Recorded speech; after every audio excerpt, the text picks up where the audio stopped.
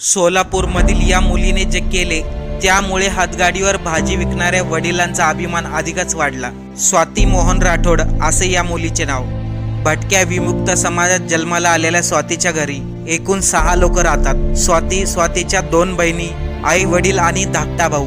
स्वातीच्या आई वडिलांनी दिवस रात्र कष्ट करून स्वातीला शिकवले, कधी भाजी विकून तर कधी मोलमजुरी करून, आणि आई वडिलांच्या कष्टाची जाणीव ठेवत स्वाती राठोडने 5व्या प्रयत्नामध्ये UPSCच्या परीक्षेमध्ये यश मिळवले। मोहन राठोड हे मूळचे कर्नाटकचे, पोट भरण्यासाठी मुंबईमध्ये गेले होते आणि तिथे मिळेल ते काम करायचे, परंतु मुंबईतला खर्च परवडण्यासारखा नव्हता, म्हणून स्वातीच्या आईने त्यांचं संपूर्ण कुटुंब त्यांच्या माहेरी सोलापूरला आणले। त्या ठिकाणी स्वातीचे वडील गेल्या 10 वर्षापासून हातगाडीवर भाजी विकून आपल्या कुटुंबाचा उदरनिर्वाह करतात, परंतु आता हातगाडी जाणार आणि त्यांच्या घरी लाल दिव्याची गाडी येणार।